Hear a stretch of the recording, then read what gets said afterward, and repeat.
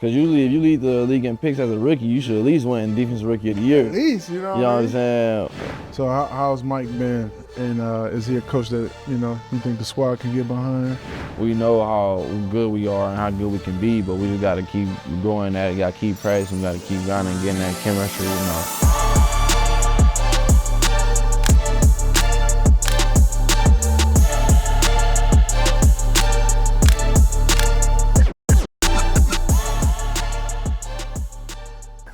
What's up, y'all? We back with another Big Time Talks. Special guest here. A lot of the 12's been asking who's going to be the second guy. I'd probably say the best guy. One of the top dogs on this defense. It's his third year with the Seahawks and with the 12's. We got your one and only, Tariq Woolen. What's up, guys? I'm ready to be on here, man. So let's get to it. So just tell me a little bit about your upbringing. How was it growing up in Texas, and what's the culture like out there? Honestly, just growing up, I'm the youngest of 3 kids. Well, my dad has 3 kids and my mom. So I'm the youngest of the 3 he has, my mom. And, I'm the baby. So I was a little spoiled a little bit, but, the first one they say is spoiled the most, always like the mama shout. So my big brother was the mama shout. But growing up, me and my sister, we played sports. We played little league sports all the way until we got to high school and stuff. And then I pretty much played all the sports. I ran track, played basketball, football, a little baseball. I remember the baseball days, though, because I was actually pretty good. Yeah. But I had to stop playing, though, for real, because I didn't have an arm, though. You didn't That's have the an only arm? problem. I just wanted to bat. I didn't have no arm, though, for real. But, yeah, I was cold at center field. So I did all that growing up, and just throughout high school, I just played basketball, football, and ran track. Was it tough to pick between like basketball and football? Like, were you getting the same amount of attention as you were getting like for football, since you're in high school, or? I mean, a little bit. At a point, I thought I was a hooper for real. I really did for real. I feel like at the end of the day, we all little hoopers. But if we make it to that next level, or if we take that next step, it's a little bit different. But what you like, 6'4", 6'5"? I'm gonna say I'm 6'5" with shoes okay, you on, 6'5". So what you saying, like shooting guard, point guard? Yeah, but small forward. I think I'll be like a shooting guard, shorter, small forward in the league for real. Cause I'm like a defense type of guy. I get some defense, get some rebounds, dunk a little bit. So you like a Ben Wallace? Yeah, I could be like a Ben Wallace a little bit for sure. Okay. Or like a Lance Stevenson. I got you. Okay. Well, since you say Lance Stevenson, you played in Indy. Did you watch? Oh yeah, yeah. Were you a Pacers fan? Yeah, I used to play them on 2K. I used to like Roy Hibbert, Danny Granger, Hill, little Monte Ellis. I used to watch a little bit. I got you. What was some of your childhood memories that kind of shaped you? Honestly, just I just being around different people for real. I remember just growing up, the same people I was going to school with, the same guy I played Pee Wee football with. And then in middle school, I was there with the same guy that I grew up with. But then I ended up transferring middle schools because I was failing classes at one school, hanging around with my knucklehead friends. Nothing crazy. I just do goofy stuff. And I transferred to a different school. It was like a different type of scenery for me, for real. And I got around a different group of people. And it was just different for real. But as a young person, I felt like being exposed to that, it really helped me out and it shaped me a little bit. And then turns out like going to high school, both of the middle schools fed into the same high school. So I seen all my same friends and stuff like that. So I feel like that helped me growing up, just, seeing different faces for real and knowing it was just, different from where I'm from, seeing that as in the early age. Yeah. So I feel like that helped me out a lot. Okay, so y'all played like little league together. Y'all played middle school, transitioned to high school. Obviously, you was a star player. Were there other guys on your team that also was, being looked at and kind of made it to, college football or that next step? Or was it kind of just you? Because for me personally, my high school team, we had a lot of dogs. But, unfortunately, it was only 2 of us that was able to go to school. A lot of, the dudes that were like my bros didn't really have the best grades or they didn't have, the right, mentors to guide them. So was it kind of like similar to you, or did a lot of the guys or your school, was it like a high-profile school that, produced guys? Since you're a Texas guy, Texas football must be the biggest thing. No, that is true. In Texas, high school is like the mecca for real. It's like one of the big things for real. But my high school, we was 5A, and we were pretty decent for real. I wouldn't say we was like one of those schools that had a lot of D1 people on the team. I feel like it was like 6 of us, 7 of us that went That's to not to play D1, but we all played like in college though. You get what I'm saying? Yeah. So at the same time, you know, that's still good because you get to go to college and you get to, you know, go further in education and still play a sport that you love. But at the same time, I had one of my close friends named Mark. He went to go play at San Diego State, then Texas Tech. So I know he went D1, and then I'm trying to think. Me, our quarterback Dion, he went to like UNT. And, you know, we had people go D2, like my homie D Will. He went to Texas A&M Commerce. You know, that's one of my cool friends as well. So we had a couple guys, you know, to keep playing further after high school. But just know, like, when we go to the playoffs or something, one of them teams from across town, you know what I'm saying, that they'll come and they'll have a team full of D1 players. Yeah. We wouldn't make it past like the second round or something. But other than that, we had some good players though. That's what's up. How was your recruiting process in high school? So, like I said, I thought I was a hooper at first, and like my junior year, I was snapping in basketball. I was going crazy, dunking on people. I had a nice mid-range shot a little bit, but other than that, I was balling. Honestly, I had like 20 a game. Okay. You know, I had at least like 20 a game for sure. So I wasn't really getting too much offers, but I remember my junior year, I ended up, like at the end of the junior year, not even during football season, I got my first offer. It was North Texas, and it was during track season. And basically, it was like, oh, you tall and fast, you know what I'm saying? Offering and stuff like that. And I had a couple good plays, but then my senior year, that's when I started getting more offers. I remember I got like UTSA, Texas State, you know, just started talking to a lot of different schools and stuff like that. And then other offers started rolling in. I was just a 3-star coming out of high school, but I was a 2.5. you know what I'm saying? It's kind of crazy, man. And none of the schools in the area, like TCU, you know what I'm saying, they didn't offer me. You know, I got offered by Baylor, but it's because Temple, they offered me. And Coach Rule from Temple, he ended up going to Baylor, and he honored my offer. So I had ended up only taking 2 official visits. And I had committed to UTSA off the rip. And then I had took a official visit to Baylor. And then Coach Rule, that time, he was like, yeah, so are you going to come in on the spot? Didn't come in on the spot. And then he was like, okay, well, receiver next week gonna come in, and he gonna come in on the spot. And I was like, shoot, well, I'm just not coming in right now. I'm still commit to UTSA. And I didn't commit, and then shoot, I just went to UTSA after that for real. So during your recruiting process, was NIL a thing, or was that after you? Oh, yeah, that was way after me. I didn't do NIL till my senior year. I ain't make nothing but $200. You know what I'm saying? These people out here making 6 figures now. I ain't make nothing but $200. Man, so they owe you some back pay then. Did you get the check from walking on college football? That was like back in the day. Oh yeah, no, I ain't seen none of that. I wish I could have been on a new game or something, but no. No, I got you.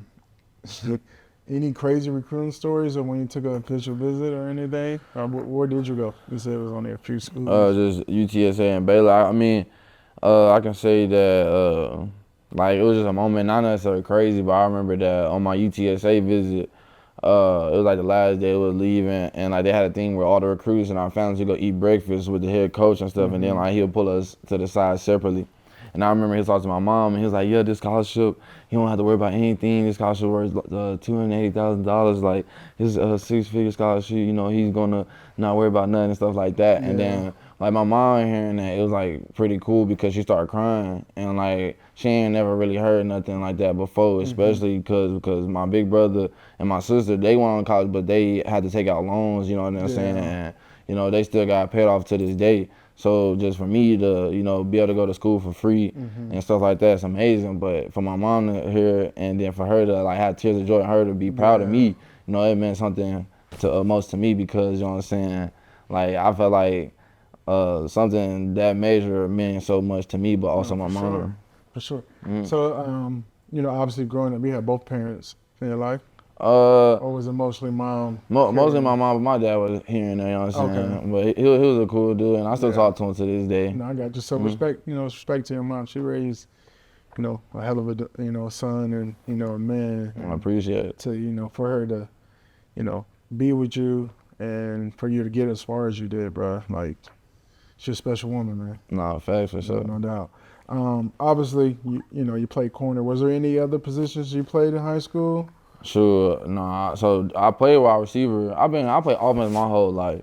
Oh, you was offense. Yeah, I played offense my whole life. I only got one snap of corner, and I was in high school. And I remember we played this school called Weatherford, and they had like a tall receiver. And it was like, if he come out in the red zone, I'm gonna make sure you go guard him. Yeah. So that's what they did. So it got to the red zone, and I had one snap, and they didn't even throw it to him or nothing. They threw it to the flat and stuff like that. And that was just my one play of corner. But other than that, I played receiver, got recruited as a receiver. Okay. I got one touchdown in college as a receiver. You know what I'm saying? So I do got a credit. So when did the transition happen for you to go to defense then? So basically, it was 2019, and we had a good receiver. His name is Zachariah Franklin, and he's still in college right now. He played Illinois now. He's a really good player. And he came in, and he was doing his thing. And I was a receiver too, and we had other good receivers. And I just started losing playing time. And then as you know, my coach, Coach Wilson, he was like, we still can use you. And, you're an athlete. Would you like to play corner? And I told him no.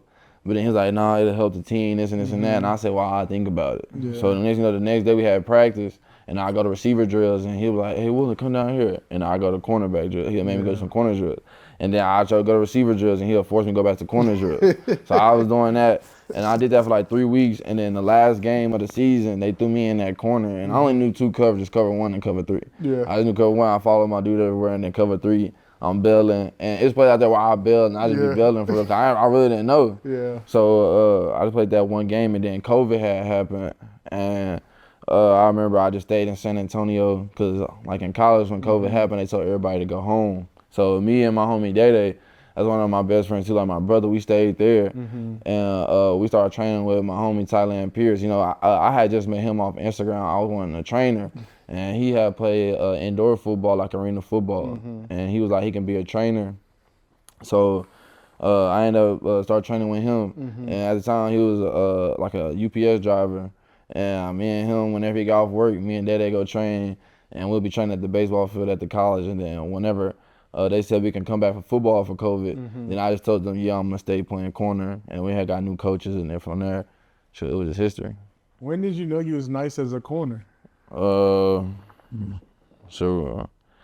Honestly, I knew I was pretty decent, but I feel like my last year, I started like accepting it, like down, like I can really be good at this, and then I started getting attention, and people saying I can start going to the league, and I was like, yeah, I feel like I can really do this.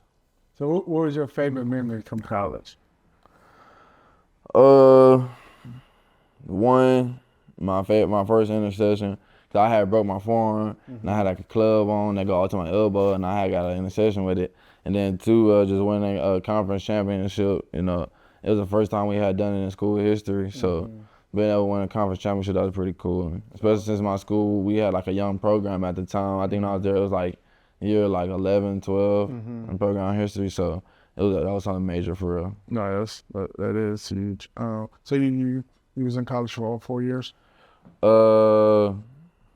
Let me see. I want to say 4 or 5 because I got there 2017 and I redshirted my freshman year. So I redshirted my freshman year. How was that, bro? Because I ain't never redshirt. Okay. But it's like the stigma of being redshirted. Like, redshirt not that bad for. I mean, as a youngin, you get redshirted. I mean, at my school, you get redshirted. You didn't travel. So like me and other guys that wasn't playing, wasn't traveling redshirt, we would be like, oh. Thursday hit, hey, what we doing this weekend? Like, it'll be stuff like that because, I mean, we knew we wasn't traveling, so we'll just go out, you know what I'm saying? We'll go to the bars and stuff in the college area, then, go to the little clubs and stuff, and then have college nights, so it was pretty smooth. Was the scene pretty legit out there? Yeah, like, was it San Antonio, a nice city. I love San Antonio. It's the 7th. No, it's the 7th largest city in America. Really? Yeah, it's the 7th largest city in America. San Antonio, like, it's one of the best places you can go. Got good food. Beautiful women, beautiful people in general, they're nice people. And the culture there is just different for it because, it go all the way back to the Alamo. And, and people visit there just for the Alamo. Yeah. So it's pretty crazy. What is the Alamo? Because the only thing I really know about San Antonio is they have is it the All-American? Yeah. And the Army game, so. I mean, shoot, I just know the Alamo there. I just know it got a lot of history behind it. You know what I'm saying? Especially dealing in San Antonio and the people that is there. So you went to what's that, UTSA? Yeah. That's University of Texas State. Is that how that goes or no? University of Texas, San Antonio. Okay. Whew, that's a long name. Oh yeah, Man. no, trust me. A lot of people always do that. It's okay. So that's literally what come with it for real. So how was you? Obviously you played 4 years. How was the draft process for you?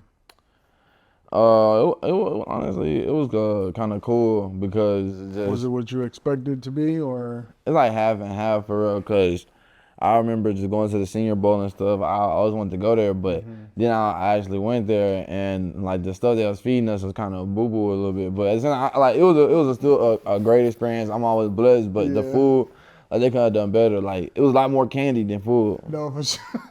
You get what I'm saying? So like I feel like it could have been a little better, but I had fun and just being able to choose agents. You know, I had dumbed it down to 2 people. It was like Sports Stars and Clutch. And you know, Clutch is a great organization, a great agency, and Sports Stars is a great agency too. But you know, I just felt comfortable with Jason, the agent I chose. And, you know, from there it just went on. And I remember at the combine, I only had 3 interviews with teams. And Only 3? Yeah, it was the Bengals, the Colts, and the Seahawks. I remember just meeting with the Seahawks. It was just crazy because like we had Coach Hurt at the time, and he with the Eagles now, D-line coach, and like he's so big. And me seeing him, I didn't even see Coach Pete until like he moved out the way. And Coach Pete appeared. And I told people I thought he was like the bodyguard for real. And we had like a great meeting. And I was like, damn, it's crazy. Cause when I told people, they was like, yeah, you going to the Seahawks because they love tall corners. But I didn't really believe it. But it's crazy, and I just got drafted by the Seahawks, so it was an amazing experience for real. Was there any teams you thought you were gonna go to? I thought I was gonna go to the Raiders. I thought I was gonna go to the Colts, and who else was I talking to? The Falcons. I thought I was going to the Falcons too. But other than that, I didn't want to go nowhere cold. I mean, Seattle ain't too cold. You know what I'm saying? So it ain't too bad. But I'm happy I ended up coming here. Especially, I thought I was gonna get drafted earlier because teams was talking about some second, third round. So normally, let me cut you off. Normally, when you put your name, or it's different because when I left early. Yeah. But for you being a senior, did you put in like a letter to see what you were graded out to be, or like what round you potentially go?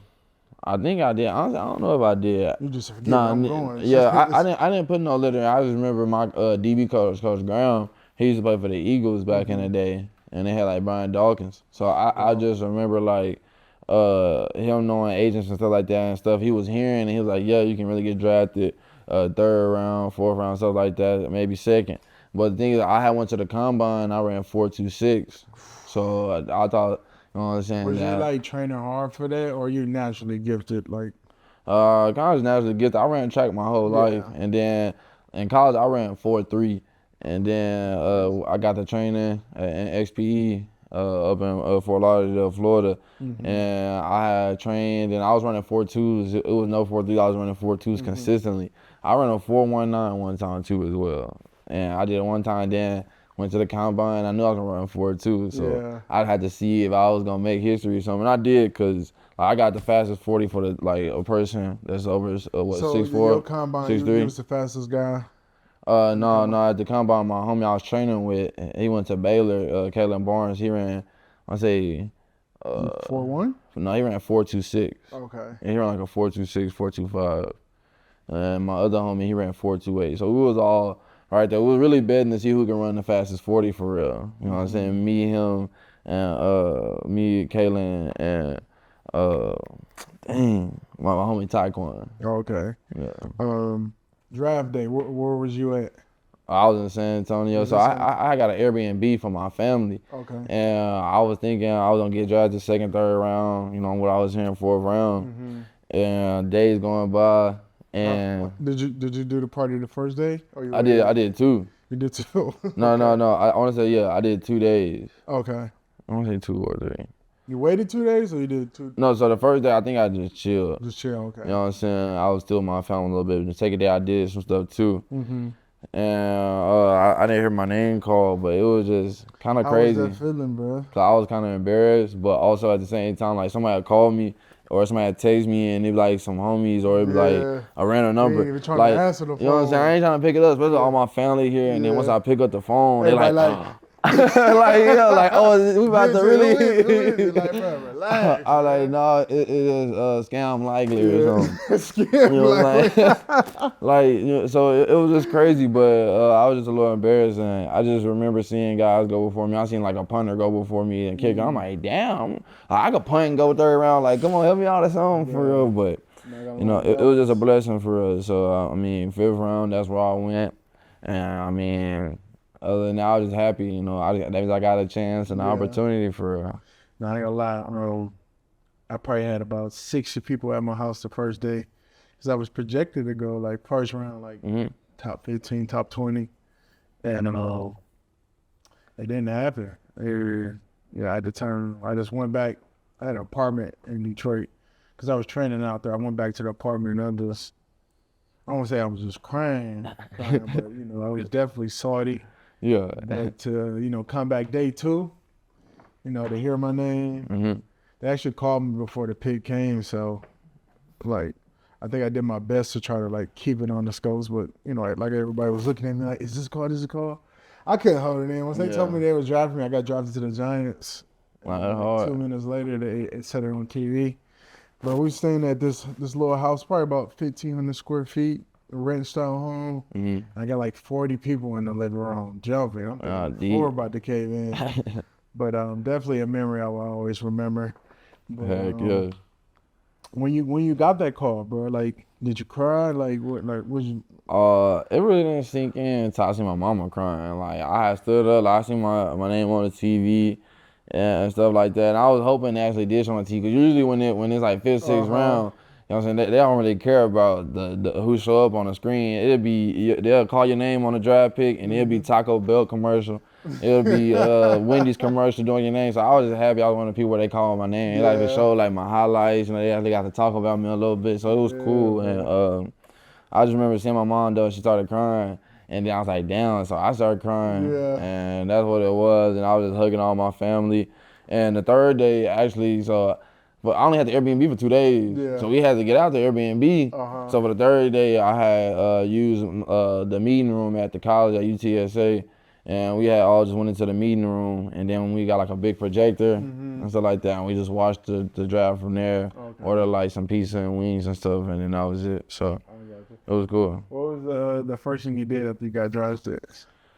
We had went out. You know what I'm saying? I had took my family out. It was pretty cool just being out, some of my relatives, because like when you young and I'm like the younger one in my relatives, I always hung around them, but we didn't get to go outside with them and party with them. So just being out to see that, and as you older, it was pretty cool, and it was a great experience. So I had fun, and I remember just turning up with the fam and the guys. It was a cool experience. I remember going to MGM with Graham. I ain't gonna lie, I don't even remember the night. So I had such a good time. I definitely enjoyed myself. I think I bought this fresh Pico. I said, I done made it. Forget, I'll get another one. Like I was like just so turned up and lit. Oh yeah. Amazing day, bro. Amazing night. Easy. NFL career. How would you say the process has been for you so far? From year 1 to like year 3. Honestly, I feel like it's been a cool experience. It's a blessing, and a lot of stuff come with it for real.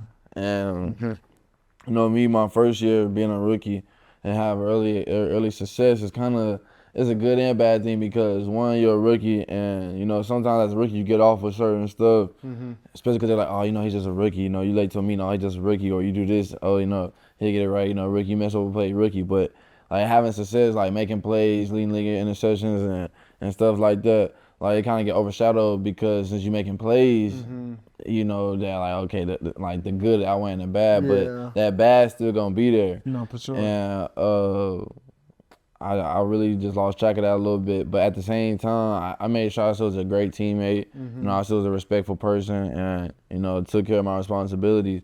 But you know, my second year going to the league, I played pretty well. I feel like I played pretty good. But at the same time, people expect you to go out and get more interceptions, or they expect you to do this again. And they must not know, like, the life of cornerback in NFL. They're not, like, quarterbacks. They're not going to do that. Yeah. Like, what kind of quarterback going to throw the ball at a guy or go at a person that knows that they can take the ball or change the game for their team?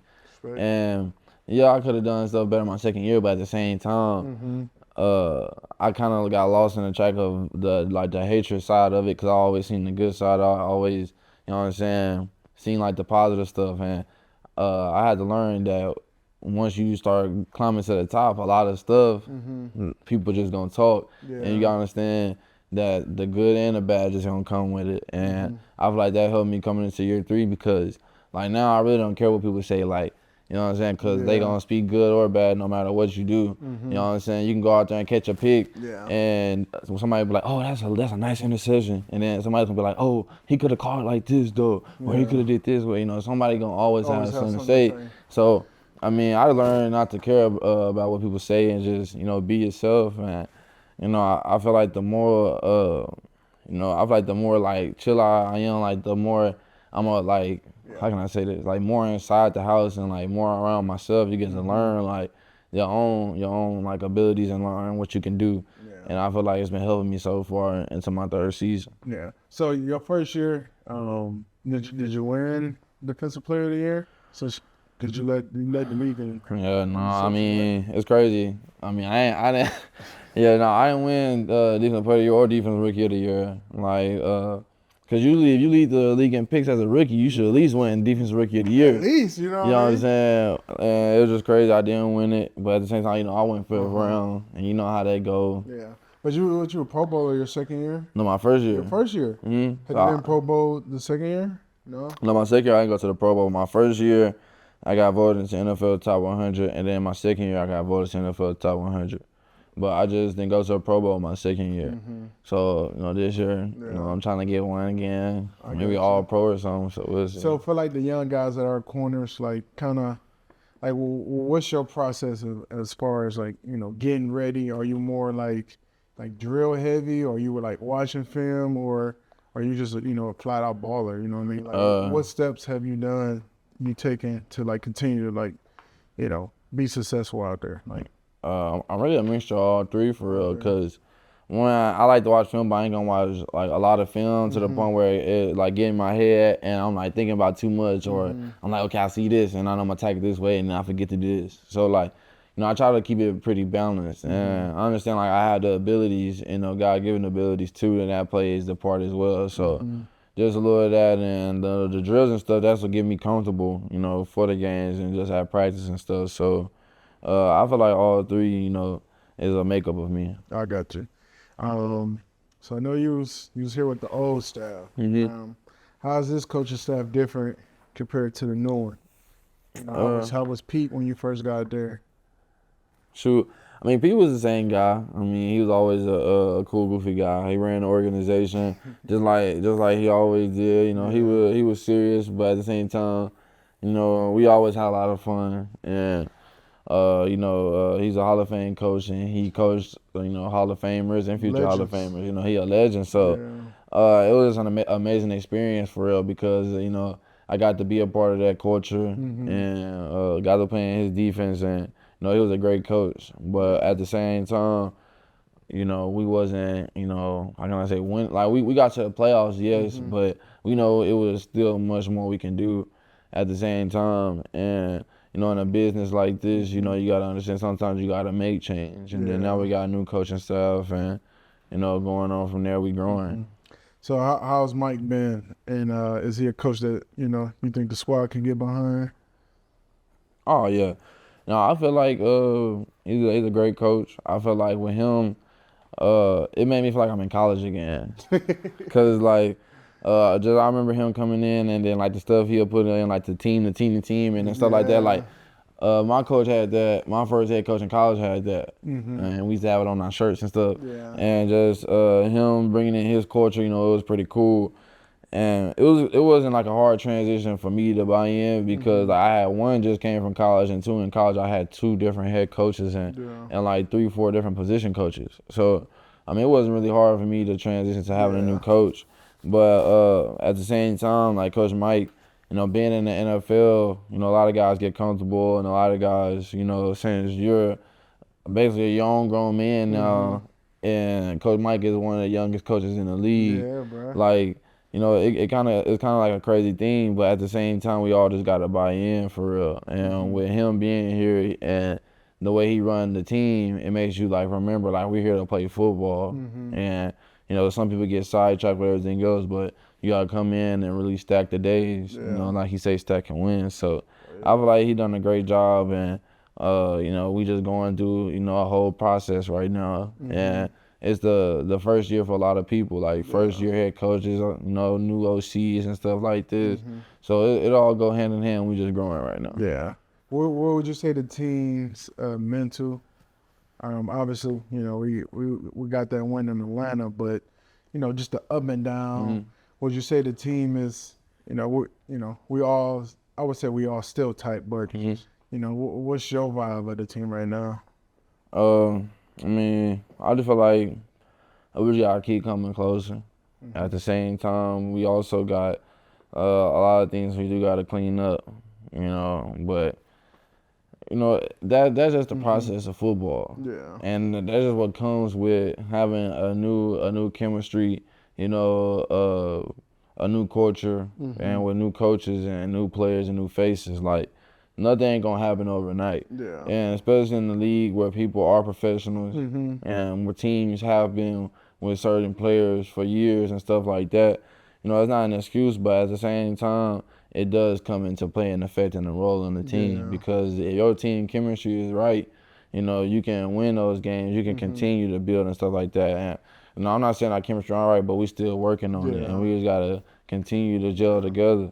And we got the players, we got the people, we got the the organization to do it. So we gotta keep stacking. I just feel like it's just part of the process. And sometimes you gotta lose, and sometimes you gotta win, and you just gotta get those feelings. But you gotta have that happy medium to where you can't get lost in the losses and get lost in the wins for real. Don't get lost in the sauce. No, for real though. So we talk about culture things. It's a new thing, Mike done brought to the team.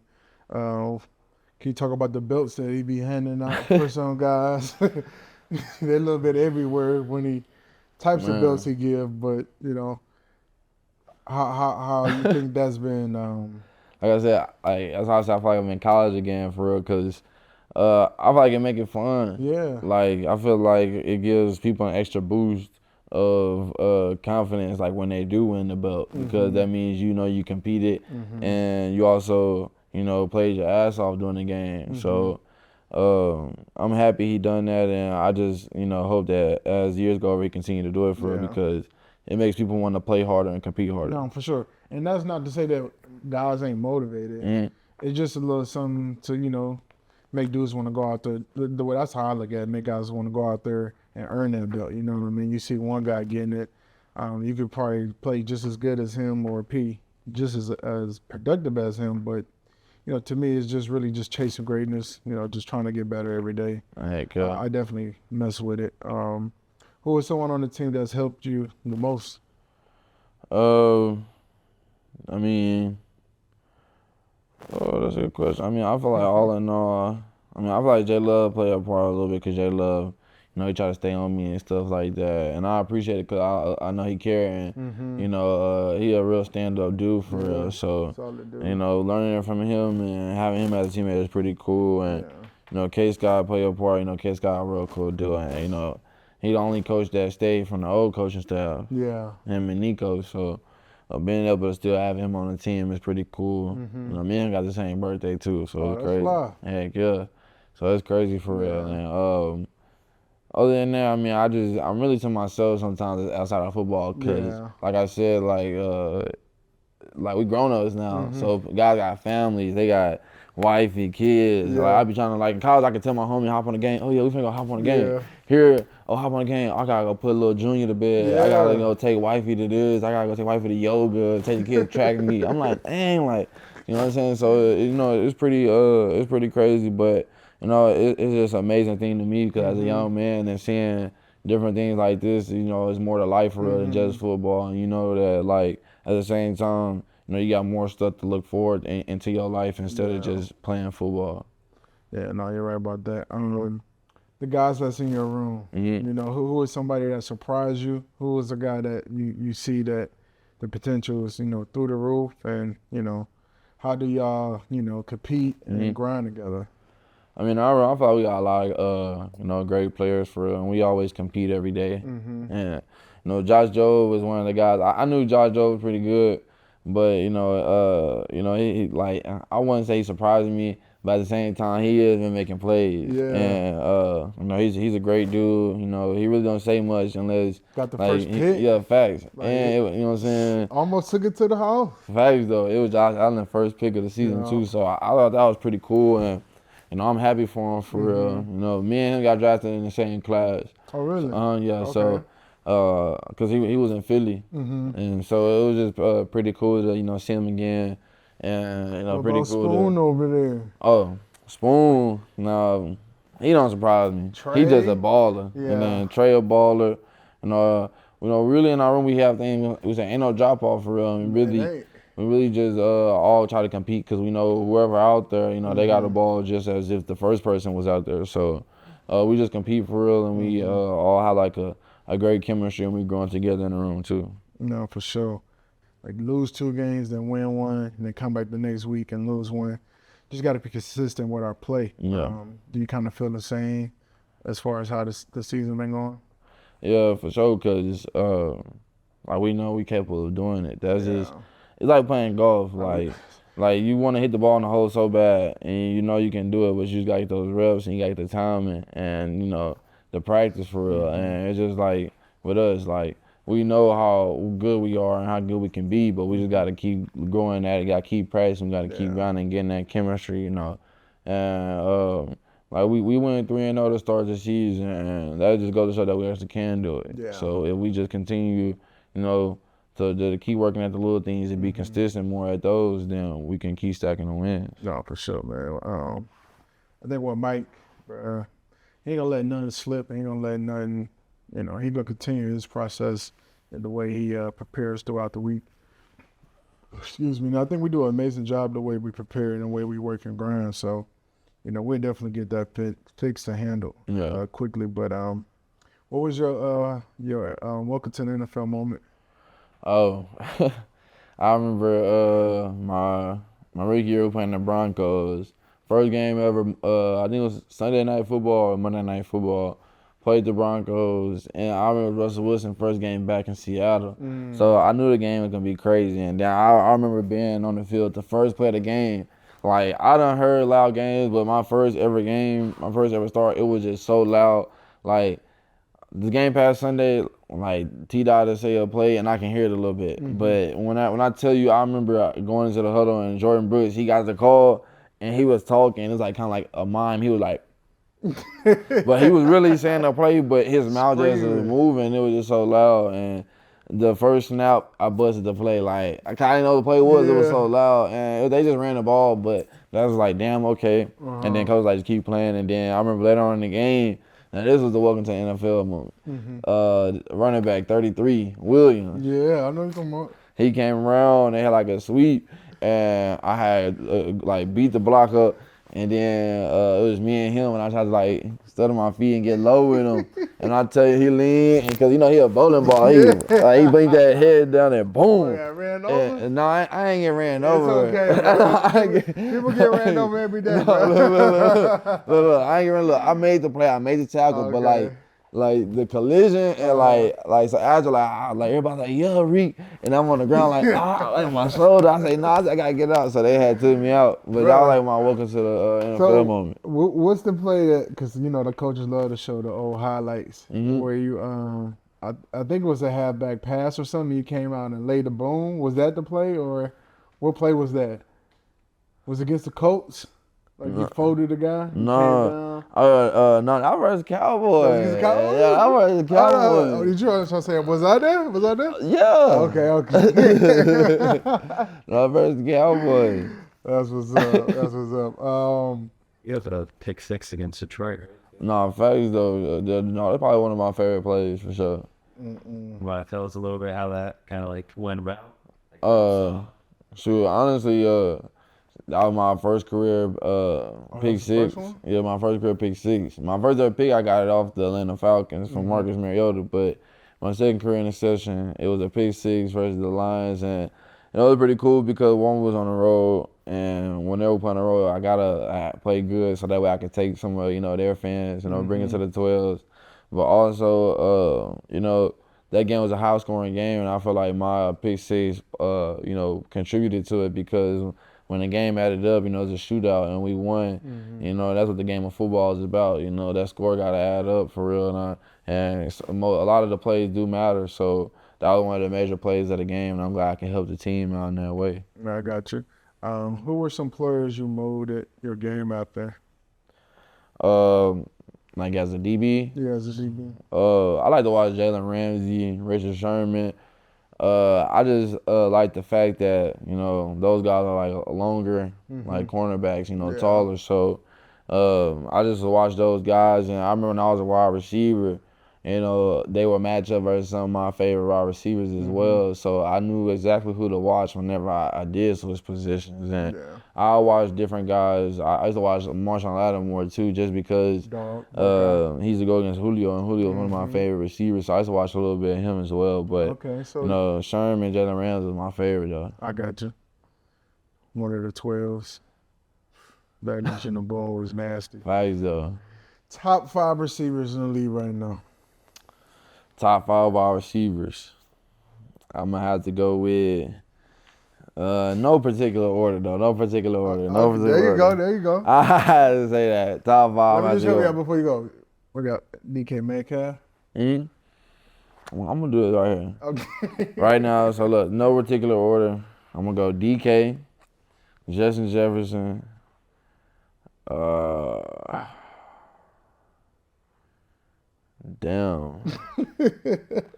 DK, Justin Jefferson.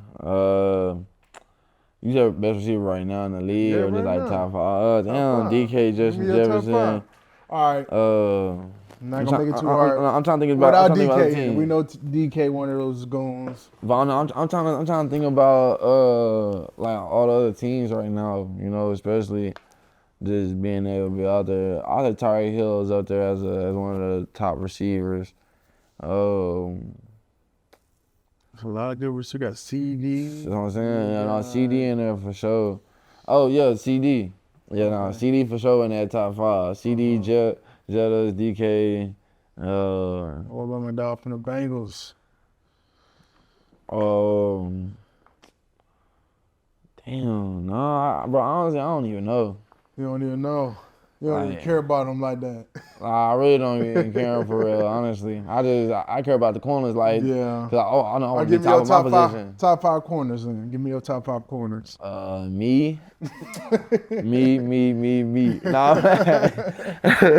no, but for sure I'm in there. I'm gonna have to go with top 5 corners. That I ain't gonna lie. Lenore from the 49ers, he been snapping this year. Y'all know Lenore. So I'm gonna put him in there right now because he is playing like a top corner. I'm gonna go with Derek Stingley. Okay. Out there in Houston, he's a baller. Yeah. Saucy in there for sure. Detroit guy. Sauce a baller. And then I'm always put Jalen Ramsey in there because that's one of my favorite players. So I feel like Jalen Ramsey too. What about Denzel Ward. Ward hard too, and Jair. Okay, yeah, that's what I was gonna say, bro. Yeah, the celebration. Yeah, nah. I ain't gonna lie, Jair too. He a cool ass dude. Yeah, I gotta put him in there too. You talking about somebody that be talking that shit? Yeah. Like it. He nice with it for sure. That's respect. What's your ultimate goal for the NFL? Like, do you see yourself playing 10 years, more than 10 years? Like, what you trying to get out the NFL? You already top 100. Longevity. Pro Bowl. Longevity and consistency. Like, cause you gotta understand, like, for instance, I wanted to be drafted high, and of course, money play a thing, especially when you drafted high first round and stuff like that. But also, I had to think about it, like, a guy can be first round and fizzle out 2 years, 3 years in the league, you know what I'm saying? He could be first round and be done with. Yeah.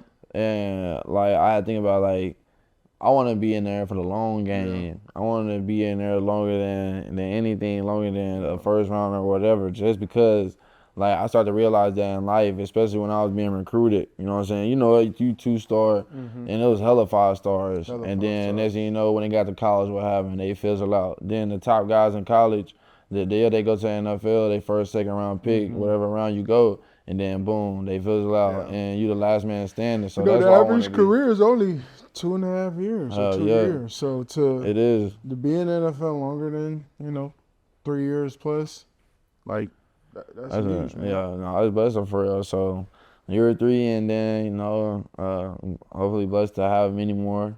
So that's what I want to do. I want to be here as long as possible, and then while I'm here, make as much plays, as much money, and break a lot of records as I can. I got you. Who's your favorite Seahawk of all time? Favorite Seahawk? I'm gonna go with Sherm. Yeah, I got to be Sean. I'm gonna go with Sherm just 'cause I used to Over watch Earl? the film, huh? Over Earl? I like Earl. You know, he a Texas guy, but just Sherm, man. Just Sherm. Can't Like beat he a it. beast, you can't beat it, bro. Especially just The like post-game interviews. bro, the interviews and just his play style, for real. It just Yeah. like I said, me and him about the same similarities. Like if you look at it, I think I was like me and him both went 5th round, and I was like the same pick as him, or like a pick before him. Yeah. So like it's just pretty crazy for real. So like Sherman is gonna always be my #1 Seahawk player. No, for sure.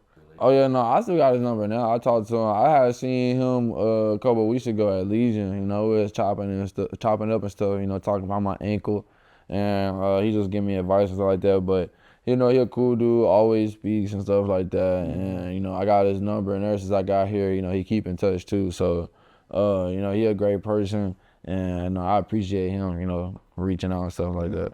They do a good job. They always around. Hell A yeah. lot of the former players. Nah, facts.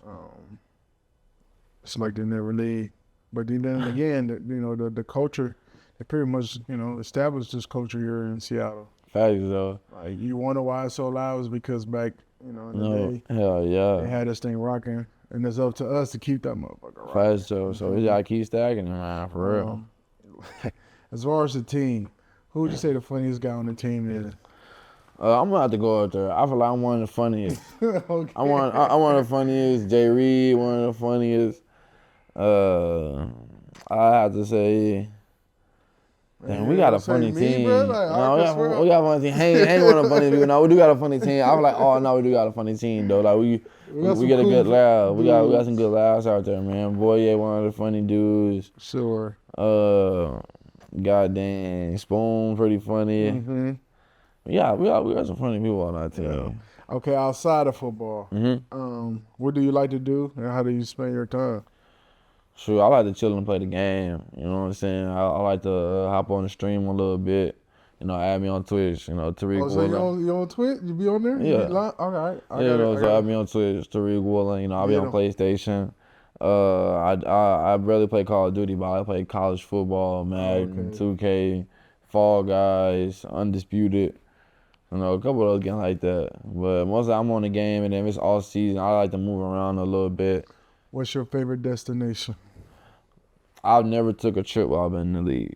I've never been out the country. The only place I've been to is Germany with the team my rookie year. Other than that, I never took a trip, never What you been waiting anywhere. for? Why, what you waiting to leave the country? Shoot, I mean, I'm trying to make sure when I no, like, you understand. Look, real spill though. I'm a 5th round pick. So you understand? Like, I got you, when I take a trip, I want to make sure when I'm trip, I actually enjoy my trip, and I said, like, you know, do it. And I'm not saying I can't now, but like with me, I feel like, you know, that's one of the things like I like to, like, I'm hard on myself a little bit, and that's one thing I want to earn. You know what I'm saying? So I'm gonna take a trip after this season though, for sure. Just because I ain't never took one, but I want to go like the Turks or something, you know, something basic. But also I want to go like I want to go to Paris or something too though. I got you. London is definitely a vibe. Yeah. So you never got a chance to play out there? You played in Germany, but you never played in London? No. But I caught an interception in Germany too though. It was the first ever pick. Look, this record gonna always be set in stone. The first person to ever catch a pick as Tom Brady as the intended receiver. Like that, I got that record. I'm the first person to ever do that. And Look, Tom Brady ain't gonna never play again, Look so here. it's stuck in stone. I got a record better than that. Which I one? was the last person to sack Tom Brady. That's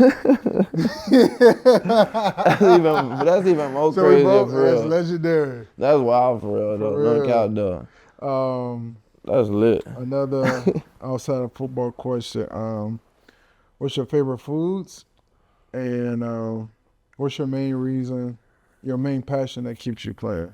My favorite food, I'm gonna go with pizza and Panda Express. Wait a minute. Who said it again? Oh, and pasta. Pizza, Panda You Express, said and pasta. Panda Express? 3 P's, pizza, Panda, and Okay. pasta. Okay. True star. Yeah, I like Chinese food. You like Chinese food? Heck yeah. We got to take a trip to New York so you can have some real Chinese food. For real? No, I know they got good pizza Bomb. too. Everything there is bomb. I like New York. How would you say the food scene here in Seattle? I feel like it's good. I mean, I don't eat seafood though, so like it's a lot of fresh seafood here. I don't eat seafood at all. But me coming from the South, like I won't eat seafood, but at least the seafood there look more tempting though. It's more fried, seasoned, battered, and all that. Here, they eat like the raw seafood. Like you can pour water on the seafood still, and the fish will come back to life for real. Like the SpongeBob movie. Like when they dry it up and then they pour water on it, and it came back to life. Like that's really how I be looking here. Like I don't eat no seafood at all, but they do got good Chinese, Vietnamese, food here. They got dang, that's all they really got. They got good pizza too, but like I said, I'm mostly eat a lot of chicken. A little bit more. You gotta get off the game, get out the house. I Uber Eats a lot. I'm There's sorry. a lot of good food here in Seattle. You know what I mean? So I like fast chicken and waffles though. Fast chicken and waffles, hey, they should be banging. I got you. Who's been your favorite coach throughout your football career? Position coach, and just in general. So my coach in high school, Coach Taylor. You know what I'm saying? See, the reason I like him is because like when I was in high school, like he was always one of the coaches that always believed in me for real. And he was always hard on me, but he always had faith in me. And it was just crazy because, just over time I really noticed, and I'm like, dang, like just, being around him, it really played a part in my life for real. So it's safe to say he was like a mentor, a guy that kind of kept you, guiding you. A little bit, yeah. He was like the head track coach too. Okay. And, but he was also the DB coach on the team, which is crazy because I was a receiver though. Yeah. And that's what even made him more crazier though. He the DB coach, and he was always looking after me. He was always cool and stuff like that. I got you. How do you handle criticism when it comes from the media and the fans? Being Shoot, like I said earlier, I don't care no more. They can say whatever. You know what I'm saying? It ain't gonna hurt me. You know what I'm saying? I'm the one out there playing ball for real. You know what I'm saying? Like it'll be crazy because they're like, oh, this person gave up a touchdown or this that, and they don't know the call or nothing. Like you just looking from the sideline, something may look like that, or you know what I'm saying? You do something on this play and they got something to say in the stands or from home when they don't even know the half because it's a whole part of the other story or what is ever going on the field because we doing something that we already trained or been told, you know what I'm saying, rather than somebody at home who don't know what's going on. They just look at the field and they just got something to say. So, it is pretty crazy, but I learned not to care. I know who I am and I know I'm a great-ass player. So whenever I hear people talk, I was like, okay, because that's what come with it. And I started to notice that, like, whenever, so like LeBron James, I remember growing up, I had not liked LeBron. I used to be one of them LeBron haters for real. But then I had to realize, I'm like, damn. But the thing about it, I had to realize, like, people always complain and be like, oh, crybaby this and that. But it's always because he's just the greatest player. And they always, you know what I'm saying? So it's just like, you understand, it's what come with, trying to be a great player and you becoming a star. So it's safe to say is LeBron over MJ? Oh, I ain't gonna say that. But I'm gonna just say that it go MJ, it go Kobe, then Bron. Wow, I could take that. Yeah. I could take that, I'm a LeBron James fan. Yeah, no, that's the Mount Rushmore. Okay. Some questions for the fans. We're gonna wrap this thing up. Boy, this is a mighty long question. So let me read through this. What would be something that you would carry mentally towards work and outside of work to keep consistency on how you are as a person, and whether it's a model or a memory that not only motivates you but keeps you consistently being at your best and improving as well? Dang, they got a long one. Honestly, I just say having a positive mindset, having a great mindset, and just don't let too much stuff get to you, you know. I just feel like just throughout life, you know, a lot of stuff go on, but luckily for me, you know, I played sports in my life, and sports got the same similarities as in life. You know, you're gonna struggle, you're gonna have different things like that, but if you keep practicing, you keep going at it, you know, you're gonna come out of the situation better. So I just always feel like, you know, you gotta look at the bright side of things, and even when you do look at the darker side of things, you can learn from the darker side to make those things brighter into your life. So, you know, I just always, you know, kept that mindset, and also just kept my loved one around. You know, I always kept my faith in the man upstairs. I always kept faith in myself, and you know, whenever you believe things in your mind, you think certain situations gonna work out in a way, or you got, you know, a positive outlook in that way. You know, even if you don't get the result that you want, you know, you still gain something out of it for real. So that was just something that I've been carrying along the way. I got you. Number two, I want to know who is your favorite receiver to go up against. It's got to probably be in division because you know I really, twice. yeah, I really don't have a favorite receiver to go against, but I mean, damn, yeah, I really don't have a favorite receiver I go against. I just line it up each week, and we just play ball for real. Yeah. We're gonna strap them down. Which do you prefer, man or zone, and why? The fans. I mean, shoot, I like man for real. You know, real men play man. So I like to play man coverage. It's just something about being out there on the island and knowing that if you can strap that person down just one on one, you know, it just breeds a confidence and a mentality. So I love man to man for real. Okay. What's your relationship with Weatherspoon like? Me and him got a great relationship, you know. Me and him very cool, play the game and stuff like that. And you know, me and him kind of opposite because I'm more like a goofball. He goofy too, but he like more serious. You know what I'm saying? So like we two opposite ends of the spectrum, but we get along together. You know, kind of like a battery. You got to put the plus to the negative side. You know what I'm saying? I'm not saying he's negative, but you get what I'm saying. Like you got to put the opposites together. So. You know, me and relationship is cool and it's growing for real, and I'm happy to play alongside him. All right. Obviously, you told us the games that you're into. Do you game much during the season, or you game more like during the off season? It's kind of even, but I game way more in the all season. I know I got all day. I can play the game all day. You know, but during the season, you know, I do be on the game, and I've been on Ultimate Team on college football a lot lately. I like to build my team, but also you can have like historic players from back in the day on there. So I just like doing that for real. Okay. Obviously, you know the 12s are the best fans in the land. But, in fact. Is there anything you want to say to them to just words of wisdom or anything? Yeah. You know, as man, just trust the process. I know we got y'all excited at the start of the season. You know, new head coach, you know, new culture coming in 3-0. But if you're gonna be with us when we up like that and celebrate like that, you gotta be with us when we down and we going through the growing pains. Because the ones who do stick with us through all that, whenever we do get back to the top and we keep doing our thing and we rising and shining, it'll feel a lot better, you know, than how it was before when we all was down and when we was all losing. So just stay, you know, with your head up, trust the process, trust the team. We got the right team to do it. We just gotta keep stacking. That's it, man. Yeah. Special one right here. We're gonna get this thing rolling. You know what I mean? I'm one of those guys that don't like losing. But hey, you know, sometimes you gotta go through the storm to, you know, get to the, you know, the good things a lot. But appreciate everybody tuning in. Appreciate my boy we coming through. And like I said, we're gonna keep this thing rolling.